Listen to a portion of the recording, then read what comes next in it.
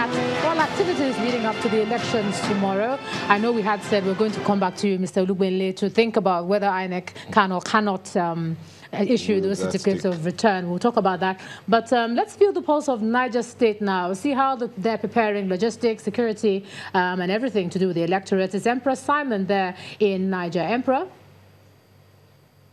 It's just about days to the 2019 governorship elections and also House of Assembly elections. And I am on the streets of Minna, the capital of Niger State, to feel the pulse of the electorate.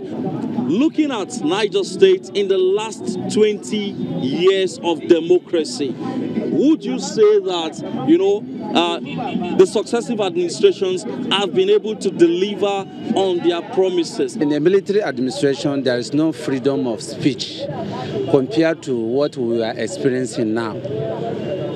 And development or human developmental ways, there is improvement. Education and the well-looking of this city of the Minna, there is a progress. This new administration, we're expecting more than what we expect from Taliban. But it tries its best too, we know. About issue of light, issue of a little road or a network road in Minna. But we expect, because the salvation they are giving him, we expect more in infrastructure than that one. What do you think are the needs of Niger State? Okay, let me start. From 1999, I'm a civil servant. So my immediate concern is my constituency, the civil service. This is one area that our governors achieved. From 1999, we have consistent salary as at when due salary is being paid in Niger State. This is the only area our governors achieved. Apart from this area, no any development. This is the point where, I'll call it a day with the gentlemen here, and then I'll go to another point again to feel their pulse. This time around, we're going to be looking at the deliverables of INEC.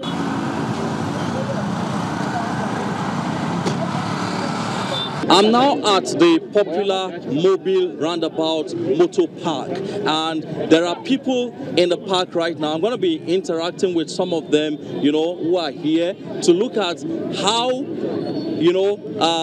INEC, what they expect of INEC on Saturday when the governorship and the House of Assembly elections will be holding. The election we had in the last 2 weeks, a lot of irregularity that people complain about. I believe INEC might have learned lesson from that, and they should be able to improve on what we are going to, the election that will be taking place on Saturday. The INEC is okay the way you do things. I am very happy to even let your Saturday where this one start, let him do the way they straightforward, let him do straightforward like that. No matter how the election is conducted, some people, especially those that lose the election, they must have one problem or the other. So, but my own observation is that the election was peaceful. There's no violence. So my advice for those who lose, let them go to court. This is all about feeling the pulse of the people here in Niger State. Emperor Simon, Channels Television News. All right, thanks a lot, Emperor. Feeling the pulse there in Niger State. Interesting how someone there feels that losers should go to court. And INEC should learn lessons from the irregularities that occurred the last time around. But they were happy about civil servants. Yes, right? indeed, they're happy. But looking at what our correspondent found out there, from what you hear the people saying, do you think the politicians are even listening to what the people are saying? The politicians have a mind of their own, and I don't think they listen. They listen. They have their own game plan, and they're working through their own game plan. I would not even be surprised if the situation we have at hand right now is not something that has been played out or thought through some years back and expected, and forces aligned with it or forces rejected. So I don't think they are thinking otherwise. But to add to what is going on, I think go to court is probably the safest way to go about it right now. However, over the next 4 years, there are still things we must look at. Number one, the legislation. I think it was Ulisa Gbakoba or Falano that said there are too many hurdles in our electoral laws that even if you are right, ability to prove that you are right is going to be an uphill task. The second is, who are these people who are going to sit over the cases and interpret the law? Just before this election, the Chief Justice was picked out, and it looks like the man has a lot of talking to do to prove his uprightness or otherwise. So if we have issues with the legislation and we have issues with the people who are supposed to interpret the law, then we are very far from justice. Wait, but just like what Inyota asked before we went on break, some are already saying rather than cancelling a result where you think the INEC officer was under duress, go to court instead, and prove it, that's better than just cancelling the result, not issuing a certificate of return. Oh, I don't know how many people out there are aware, but I would say at least 3, 4, 5 months before these elections, I started hearing rumors or talks of interim national government of national unity. So I think somebody is already warming up the system for inconclusive elections here and there. So as much of that we can avoid, I probably would say let us avoid it and not go back to a June 12 crisis situation. Somebody somewhere is thinking, and thinking deeper and further than probably you and I are doing. There are a number of conspiracy theories out there, but we can only go with what we see on election day. What we can prove. Dr. Adeni, this matter of the wielding of the stick by INEC, you started talking about it, and Ijoma asked you again if indeed what people are thinking, whether INEC has the power to wield that big stick.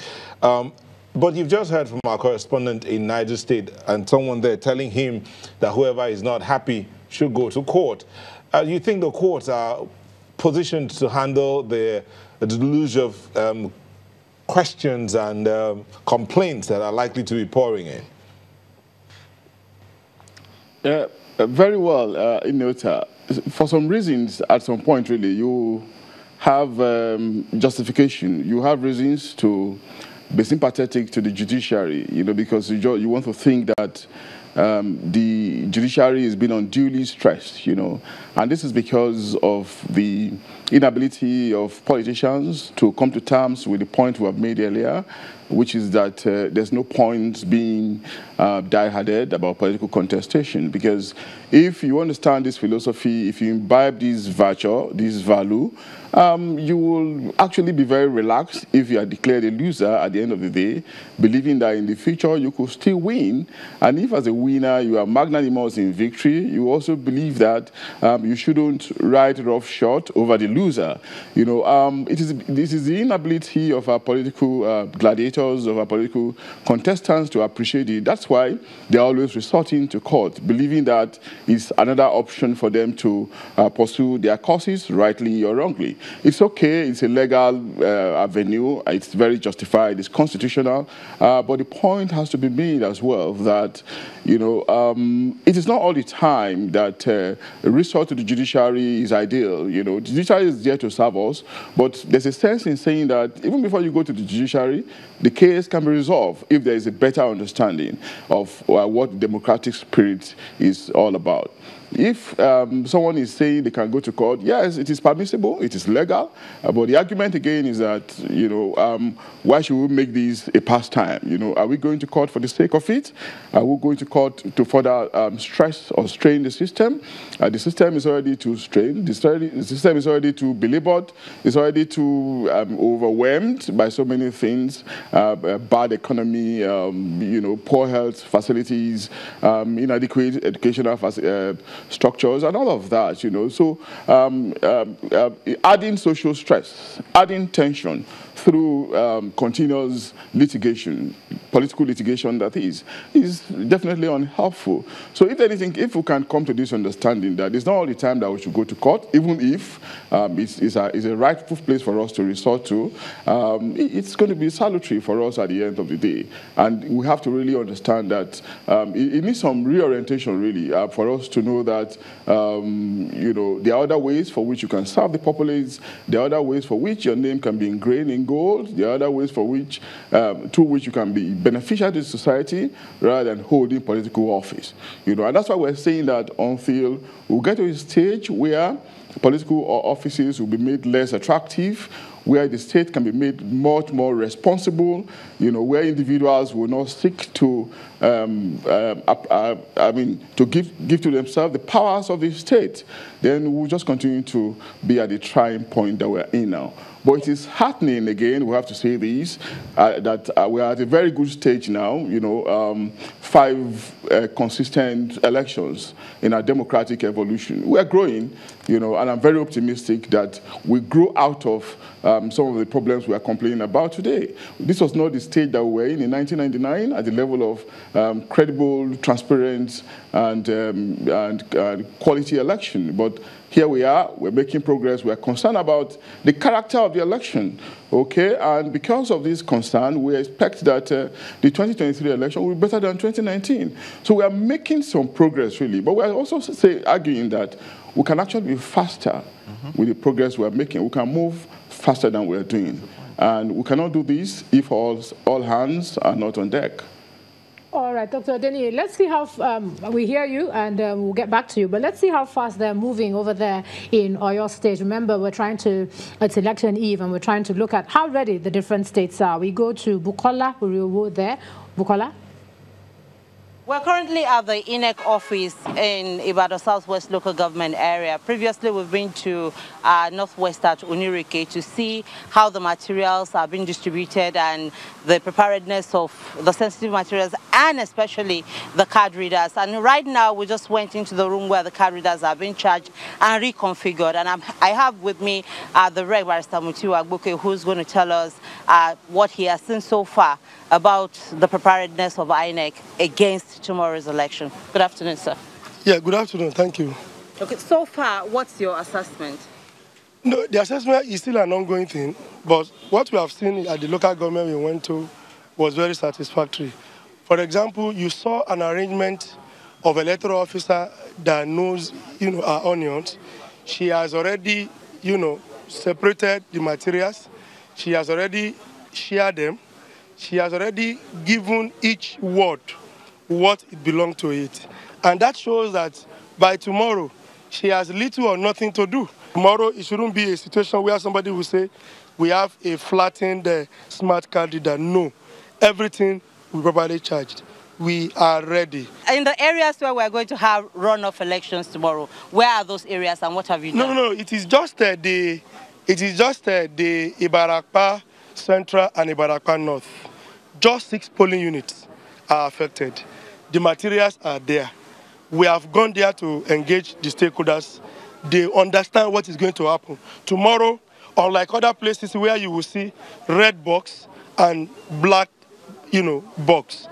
Tomorrow at those 6 polling units, you will see green box because the green box is for House of Representatives. So we have sensitized them enough and they are ready for that tomorrow's supplementary election. Thank you so much. Thank you. Thank you. There you heard it. Preparations are in top gear. From the police angle, we spoke with them earlier on, and the police commissioner did tell us that deployment has already been done for all the officers who are supposed to be part of this electoral process. So from this end, it looks ironclad for now, and we're not hoping, we're not praying to have any incidences, but we'll still be monitoring events and still be updating you as they occur. From the INEC office at Ibadan Southwest Local Government in Ibadan, the Oyo State capital, Bukola Oriowo, Channels Television News. Over there in Oyo State, telling us that security-wise, they appear to be all ready. You heard her say it's ironclad at the moment right now. But of course, we've since been joined by a fellow of the Chartered Institute of Logistics and Transport here in Lagos, Dr. Obiora Madu. Thanks a lot for joining us, Dr. Obiora. Thank you very much. I mean, you've been listening to our conversation and how we're going. From Oyo there, they say security is ready. Do you get a better feeling than you got for the presidential election for tomorrow? Well, it's looking better. It ought to really. I mean, after, first of all, postponement, then you had an election. Improvement is what is expected. But you know, my challenge is that when anything fails, whether it's in companies or during the election, it is blamed on logistics. Yeah, for instance, this morning, we're listening to one of the INEC commissioners saying that not all the materials have gotten everywhere. I believe he said something like the full complement of materials are not in some states, but that was in the morning. I don't know whether they have worked, and at this time they're all there. So do you think that that will affect logistics? Will the polls all open at 8 tomorrow, if that's what we're hearing? Hopefully it will. But I think one thing I think we need to be doing is that when we find ourselves in this kind of situation, immediately we are done, we have to start to plan for the next. Okay. If you're talking about logistics, it requires two strong infrastructures, the hard infrastructure and the soft infrastructure. The hard infrastructure is the things that move the distance, but it comes with a strategy. There has to be a strategy. The objective of business logistics is to make sure that goods get from the warehouse to the customer. The objective of election logistics is that you will deliver free, fair, credible election. That means that election material must be at the right place at the right time, delivered to the right place. Yes, because somebody has added timely to that free, fair, credible, exactly. And timely. Yeah. And timely too. That's part of it. So, but for that to happen, it's a whole lot. The thing about this, that, is that 9 over 10 is equal to 0. Because once you get any of them wrong. Every other thing goes wrong. So that is that. I don't blame INEC 100% on the logistics side, because the disruption that we have seen at several points it had nothing to do with logistics. But they say they are working with security. They have joint press briefings. You see the IG, acting IG, and they tell us that they're working together. At some point, they even say, IG, take over, keep talking. So why? Well, you actually need responsible politicians for this logistics to work. That is the truth. Because no matter what you do, in those places where election materials were stopped from moving to where they ought to go to, it was not logistics, because the materials had arrived in that very particular place. So it's a combination of a whole lot of things. But the soft infrastructure is the people. The people, which means that INEC staff also need to have a thorough understanding. I mean, the logistic component of their staff. They need to go through good training, understand, and then be prepared. But like I said, it's a function of a whole lot of things. We expect a better election tomorrow.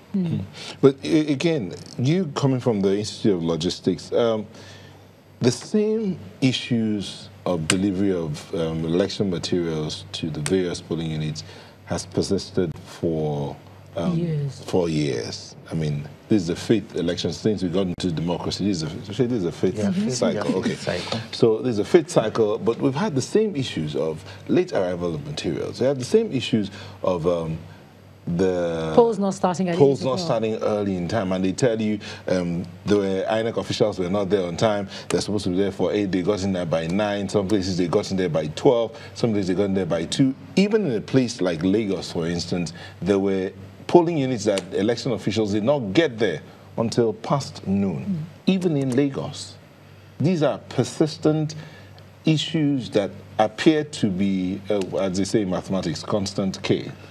So why do we seem to have this persistence? Is it that they're not thinking after every cycle, they're not planning, or some people deliberately wait for the election day and strike and then become a clog in the wheel?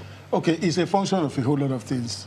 The supply in supply chain, what it is like we are all holding hands and running in a circle. If it breaks at one point, all of us will go down. So this, it depends again on partnership. It's also about collaboration. we seem to be working in silos. How do you mean? Ijoma just reminded you again that INEC consistently says they have partners. They have the security transport. And transport. They have National Union of Road Transport Workers working with them. Are they not good partners? No. You see, your choice of partnership. Even in the business logistics, the kind of partner you choose determines whether your logistics, because supply chain is beyond your organization, because a whole lot of people and sectors are also involved. So the kind of partners that are chosen, what is the criteria for choosing those partners? Because in choosing third-party partners to work with in crucial issues like election, a lot of things come. Then also technology. If we use RFID, radio frequency identification, to tag on most of these things, you can track them as they go. And this thing is not rocket science. If we check how much money we have spent, a little part of it could have put an RFID this thing in place. So the choice of who, you talked about road safety, this federal road, is it the National Union of Road Transport Workers? I mean, without meaning any disrespect to them, they know how to move vehicles from one point to the other. But logistics is beyond that very particular thing. In logistics, a lot of planning go in before certain things happen. If you have to use them, you have to engage them early enough. You have to put them through training. Okay. You must be on the same page for you to be able to get the kind of results. Okay, Dr. Madu, I'm going to ask you to hold your thoughts, and we shall get back to you. But let's take a quick break, and we'll be right back.